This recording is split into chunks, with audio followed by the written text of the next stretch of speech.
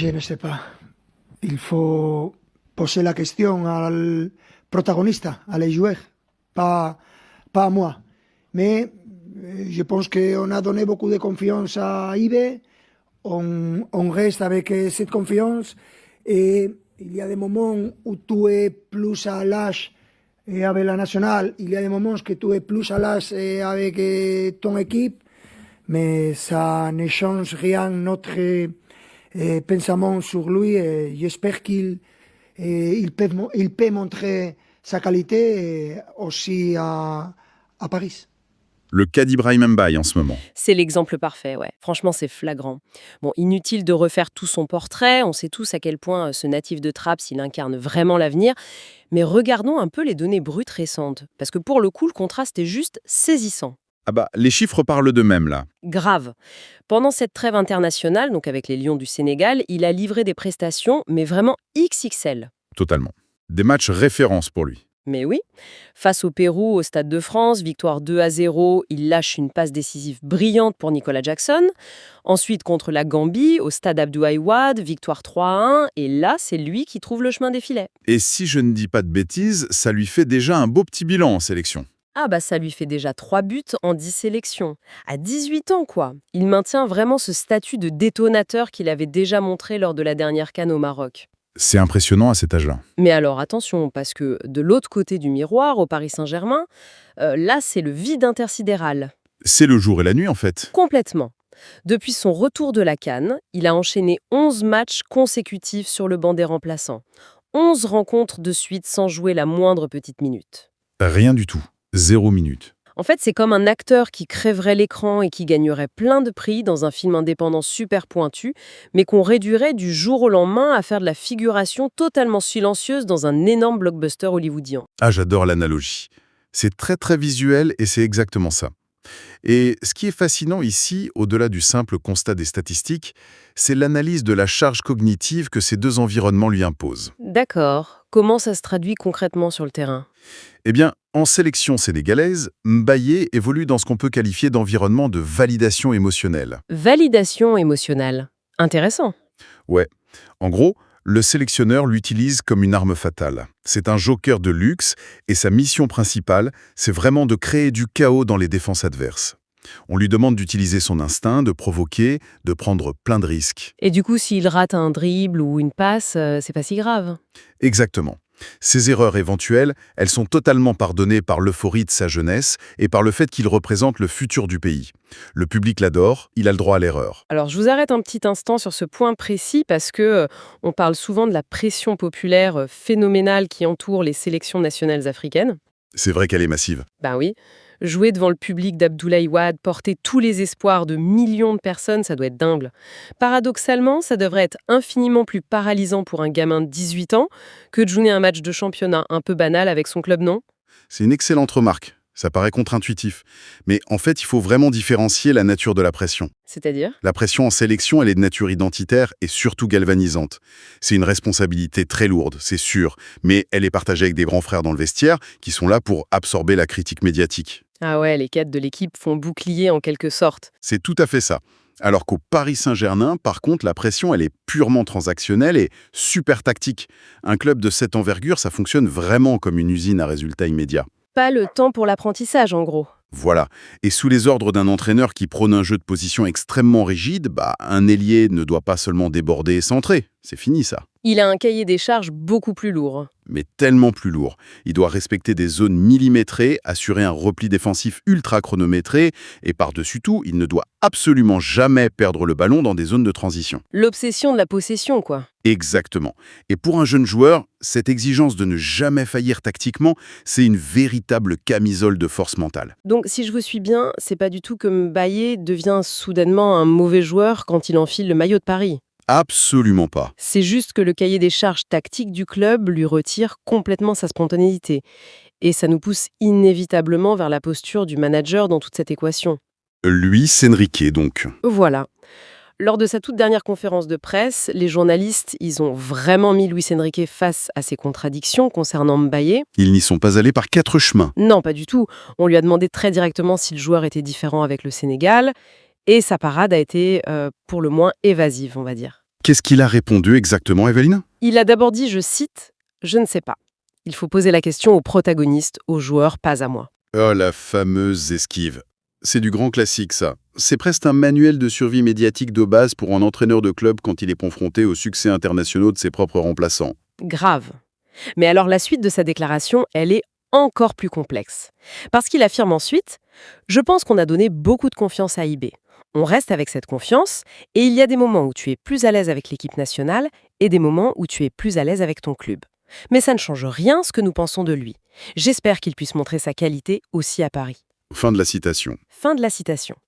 Et franchement, en analysant ces mots, moi j'y vois une dissonance cognitive, mais majeure. Ah oui, sur quel point précisément? Ici, ça devient vraiment intéressant parce que j'aimerais introduire une distinction. On dirait qu'il y a un gouffre énorme entre ce que j'appellerais, moi, la confiance verbale et la confiance opérationnelle. Oh, je vois où vous voulez en venir. Enrique, il distribue de la confiance verbale devant les micros, à la presse, mais concrètement, de façon très rationnelle, laisser un joueur sur le banc pendant 11 matchs d'affilée sans le faire rentrer, n'est-ce pas la définition même de la défiance opérationnelle, en fait? C'est super bien vu. Le concept de confiance opérationnelle, c'est vraiment la clé de lecture parfaite pour décoder cette situation. N'est-ce pas? Ouais. En fait, la communication de Luis Enrique, c'est pas nécessairement un mensonge grossier ou malveillant. C'est avant tout un exercice de protection d'actifs. De protection d'actifs financiers, vous voulez dire? Exactement.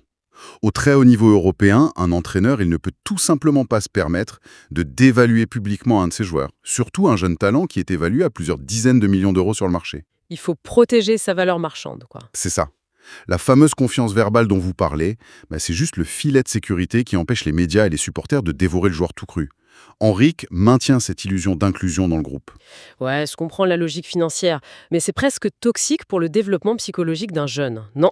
Ah, ça, c'est une autre histoire. On lui répète sans cesse, t'inquiète pas, on croit en toi, on te fait confiance. Mais chaque week-end, le dimanche, la réalité du terrain lui crie exactement le contraire. C'est de la dissonance pure pour le cerveau. Totalement. Ne serait-ce pas beaucoup plus sain et au final plus honnête de le prendre entre quatre yeux et de lui dire clairement « Écoute, tu ne rentres pas dans mon système tactique actuel », plutôt que de le garder comme ça en otage sur un banc de touche. Si on se place du seul point de vue de la santé mentale et du développement sportif du joueur, c'est effectivement délétère. Le cerveau d'un athlète, il a absolument besoin de se nourrir de feedback tangible. De preuves, quoi. Voilà. Des minutes jouées, des duels gagnés, des erreurs qu'il peut commettre et corriger ensuite sur le gazon. Or, Enrique, comme beaucoup de techniciens de l'élite aujourd'hui, il privilégie avant tout la survie à court terme de sa propre institution. Pas de sentiment, on gagne le prochain match. C'est la règle d'or. Et regardez bien, l'entraîneur espagnol admet lui-même que le confort du joueur varie selon son environnement, mais il refuse totalement d'endosser la moindre responsabilité concernant ce manque de confort à Paris. C'est pour ça qu'il renvoie la balle au joueur en disant « faut lui demander à lui ». Exactement.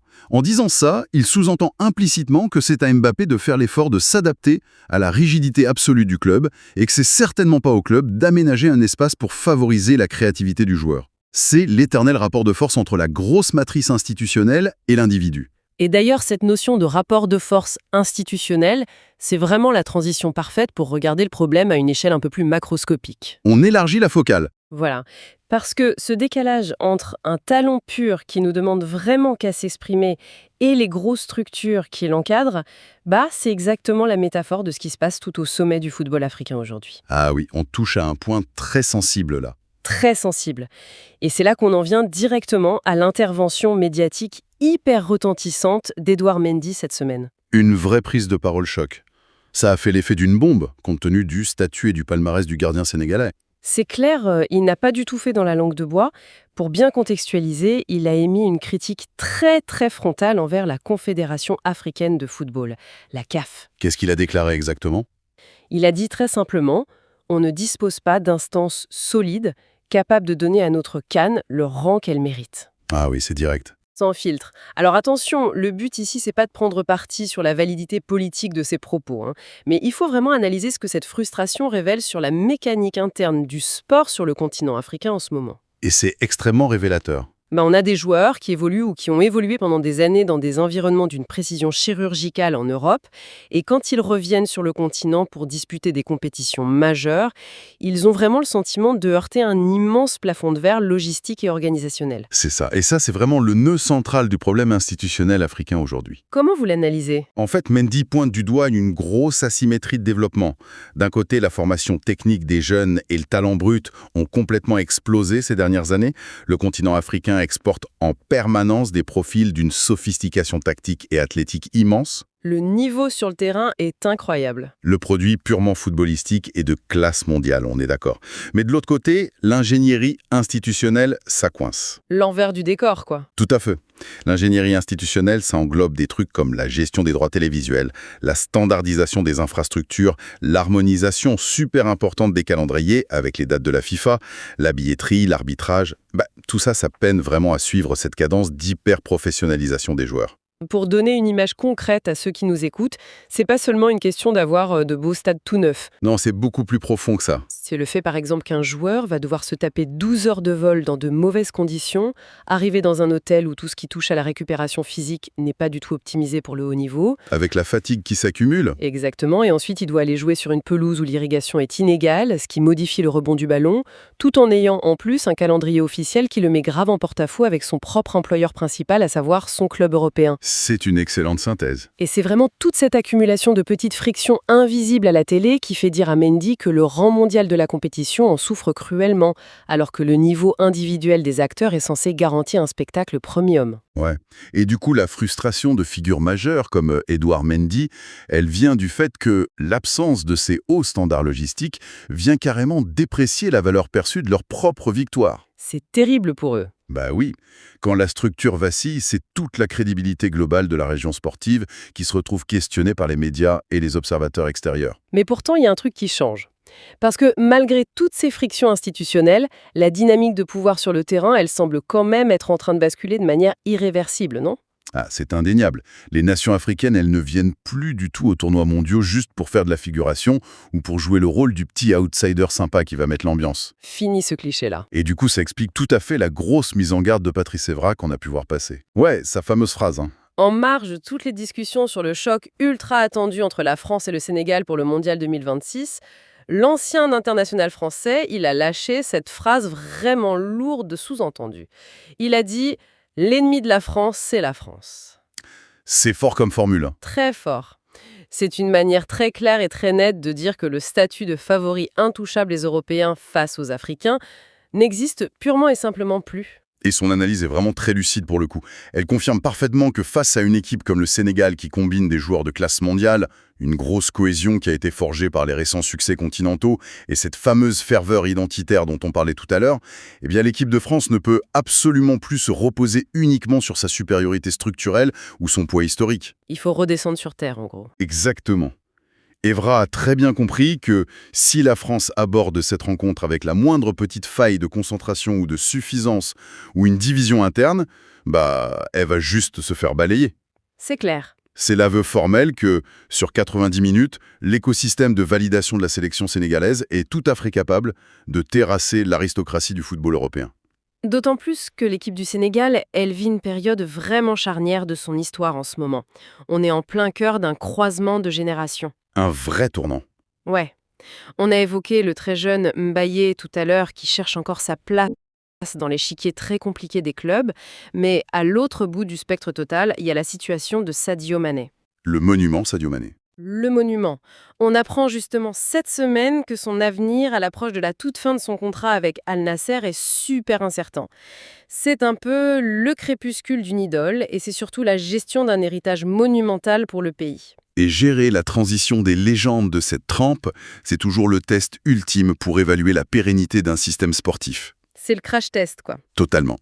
Quand un joueur de l'envergure d'un Sadio Mané commence doucement à s'éloigner du centre de gravité du football mondial, la question c'est plus du tout de savoir quel jeune joueur va le remplacer poste pour poste. C'est quoi la vraie question alors ? La vraie question, c'est de savoir si l'institution et le pays tout entier ont réussi à mettre en place les fondations nécessaires pour générer la prochaine vague de talent de manière vraiment systémique et structurée, et non plus par la simple opération du Saint-Esprit ou grâce à un seul petit centre de formation d'exception qui ferait des miracles.